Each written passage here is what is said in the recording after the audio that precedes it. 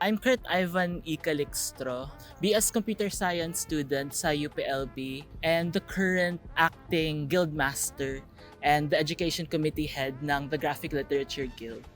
So ayun, mostly programming stuff, though ever since maliit pa ako, I've been drawn to the arts talaga. So ayun, art, visual arts, drawing, and writing na rin. While being a member of the Graphic Literature Guild, I produce a comic and a zine. For example, nagtitable kami sa convention. So like, even during ng LBCon.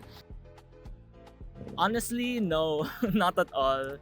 Like, sa Graphic Literature Guild lang talaga ako really nagkagusto, I suppose, ng leadership position. But even then, it's not something I seek out personally. It's about priority talaga. First of all is yung studies and yung academics. Secondary na lang yung org mismo. Pero even then, this is a passion project talaga for everyone involved sa GLG. It's called the Graphic Literature Guild. It's an org about graphic literature, comics, manga, manhwa, graphic novels, etc. It's a org centered around graphic literature. Both in like reading them and creating them. We are an art organization talaga through and through. Main challenges, ako personally, a bit of like a naturally anxious person talaga. So, especially with regards to like things that na plano na namin, when things go wrong, I think that's mainly yung biggest challenges na na-face namin, I suppose. Like, kahit just little things, like people, I don't know, showing up late or like may kulang na materials na hindi na basta it's stuff that really inevitably will go wrong, lalo na when it comes to like projects and any event na pinaplano. In terms of facing them, really a lot of thinking on their feet and a lot of adaptation talaga. And like I said, a lot of trust.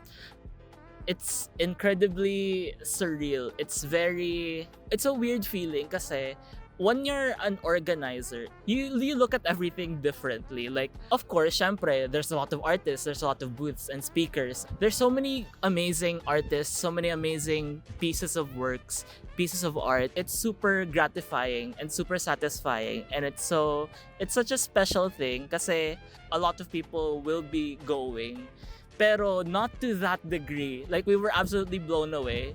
And like I said, it's gratifying, it's satisfying, but on the flip side, there were so many people na nagkaroon ng sobrang habang linya, and like we were panicking, oh god, how are we gonna manage the foot traffic? How are we gonna manage the people coming in? Like, how are we gonna manage the capacity of Baker Hall? So you have to have a healthy appreciation, parang dose of reality, because you're not just attending. You have to think of everything that could go wrong and everything that needs to happen, like from the start of the day.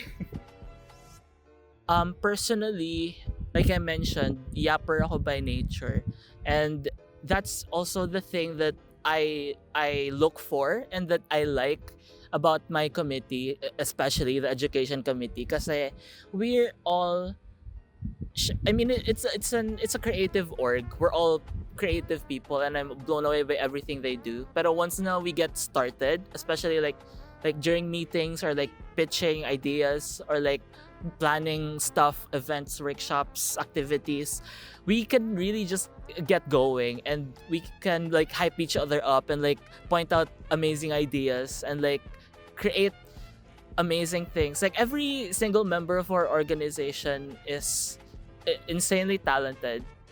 Whenever I feel lacking, yun nga. And whenever I make a mistake, it's like I said, yung communication talaga, it has to be clear, and it has to be like, it has to be both ways. It's not like the leader talking to just saying stuff towards the members. It has to be both ways talaga.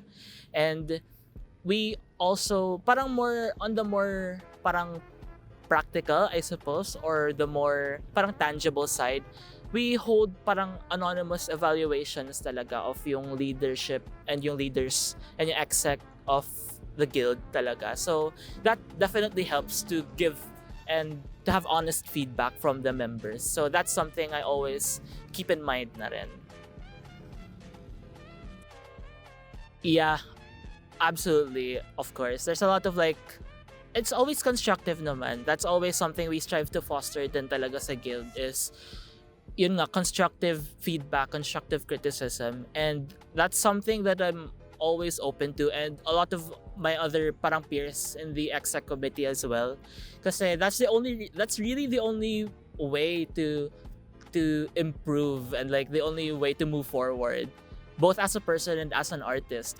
You really have to find something that you believe in, that you're interested in, that you're passionate about. Kasi if you're like being a leader, if you're leading something that you're not invested in personally, it's not gonna go well. So you really have to find your thing, and once you find that thing, something you're passionate about, you will want to lead. That's something that everyone is capable of, especially after they recognize or they realize what they actually want to do.